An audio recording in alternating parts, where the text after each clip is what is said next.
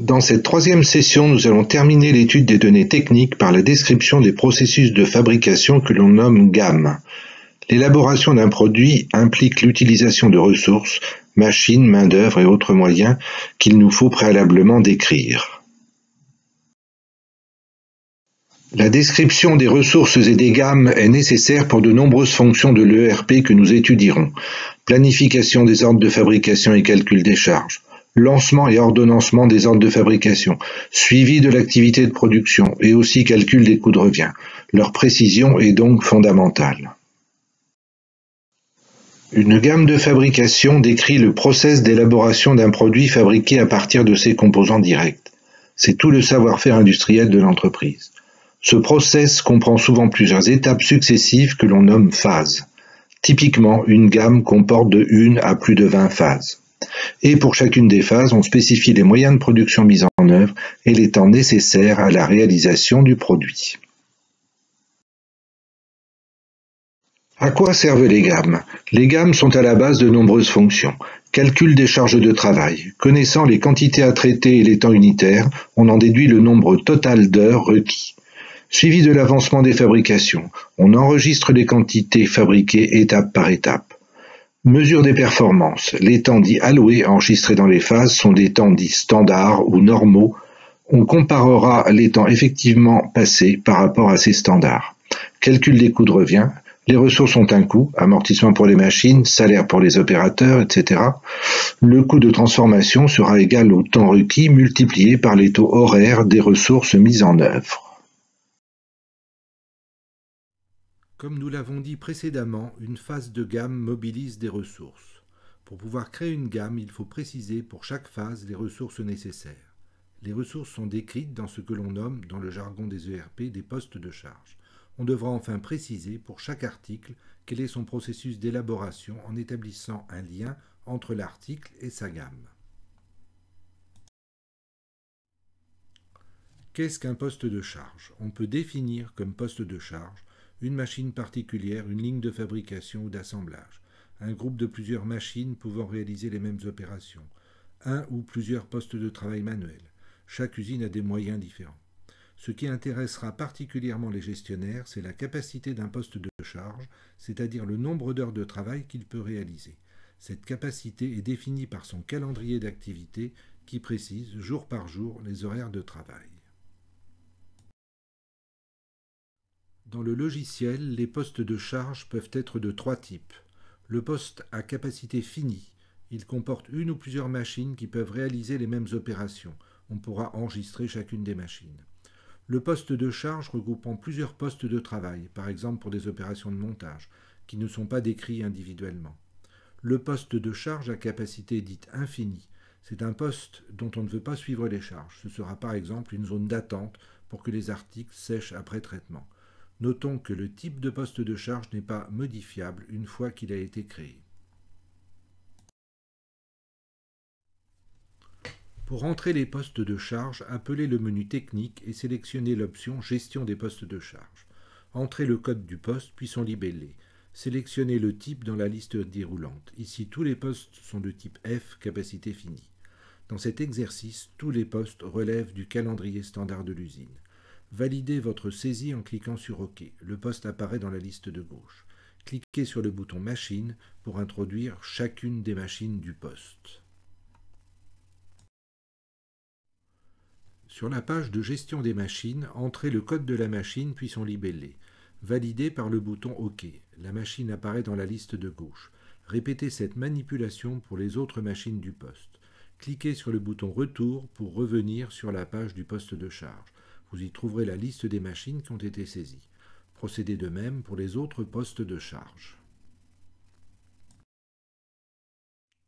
Pour vérifier que votre saisie est conforme, sur le menu technique, cliquez sur l'option Synoptique des ressources. Vous devez voir apparaître l'arborescence des postes de charge et des machines. Nous pouvons maintenant passer à la création des gammes de fabrication. Une gamme se compose d'une en-tête de gamme et d'une succession de phases qui décrivent les opérations de fabrication. Pour créer une gamme, entrez son code puis son libellé. Pour entrer les phases, cliquez sur le bouton Phase, confirmez l'enregistrement de l'en-tête de gamme. Pour créer une phase, cliquez d'abord sur le bouton Nouvelle. Un numéro est affecté. Notons que les phases sont numérotées de 10 en 10 lors de leur création pour permettre des insertions ultérieures. Entrez un libellé, puis sélectionnez le poste de charge dans la liste déroulante. Enfin, entrez 3 temps. Le temps de réglage ou de préparation de la machine, c'est un temps fixe indépendant de la quantité que l'on veut fabriquer. Le temps machine, il s'agit du temps opératoire pour fabriquer le nombre de pièces indiqué dans le champ suivant, quantité du temps.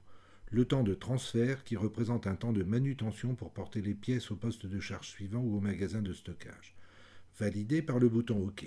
Répétez cette manipulation pour les phases suivantes jusqu'à la fin de la gamme et revenir à l'entête de gamme par le bouton Retour. Pour nous résumer, les phases comportent 3 types de temps. Le temps de réglage, temps fixe indépendant de la quantité fabriquée. Il induit des charges de travail puisque la machine sera indisponible pour la fabrication et que du personnel sera mobilisé, opérateurs ou techniciens régleurs spécialisés. Le temps opératoire, temps proportionnel à la quantité fabriquée. Il peut être exprimé en temps par pièce ou en cadence, nombre de pièces pour une durée donnée. Ce temps induit bien évidemment des charges de travail. Le temps de transfert qui est un temps fixe et qui n'induit pas de charge de travail sur le poste, souvent la manutention est faite par des caristes. Dans le logiciel, tous les temps sont exprimés en heures avec 4 décimales. Un temps opératoire peut donc être exprimé de diverses façons. Bien évidemment, un temps unitaire exprimé en heures. Si le temps est exprimé en minutes, il suffit d'indiquer une quantité du temps de 60 minutes par heure. Si le temps est exprimé en secondes, on mettra une quantité du temps à 3600 secondes par heure. Le temps pour faire un lot d'une taille déterminée. Par une cadence horaire, le temps sera de 1, 1 heure, et la quantité du temps sera le nombre de pièces produites dans l'heure. Pour une cadence journalière, le temps sera le nombre d'heures de travail dans une journée, par exemple 7h30, et la quantité du temps sera le nombre de pièces produites dans la journée. Si l'on regarde maintenant le temps nécessaire pour fabriquer un lot de pièces à travers les phases successives, on voit que les temps s'accumulent. Le temps nécessaire pour obtenir le lot sera égal à la somme des temps de réglage, à la somme des temps opératoires unitaires multipliés par la quantité fabriquée, à la somme des temps de transfert. C'est une information primordiale pour la planification de l'activité. Lorsque l'on revient sur la page d'entête de gamme, on voit la liste des phases et, en haut à droite, les cumuls des temps. Vérifiez vos saisies.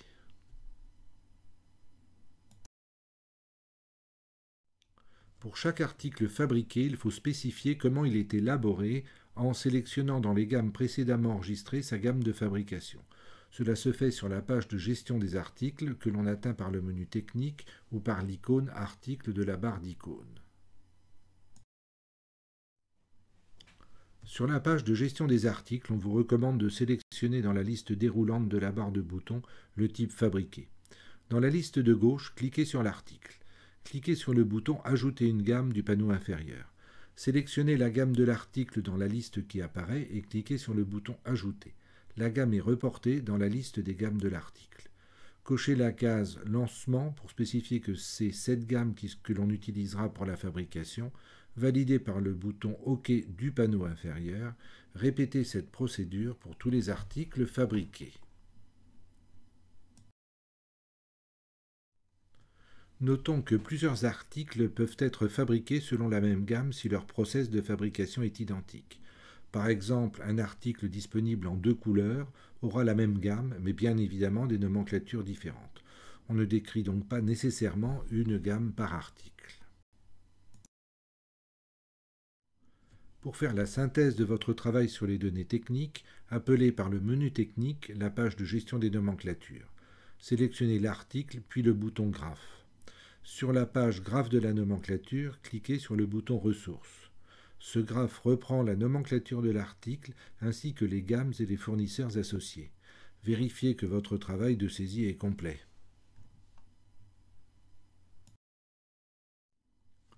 La session 3 est terminée. Revenir sur la page Administration. Enregistrez votre travail dans une nouvelle base de données en cliquant sur le bouton Enregistrer le dossier sous. Entrez le nom Pigaso 03 et validez par OK.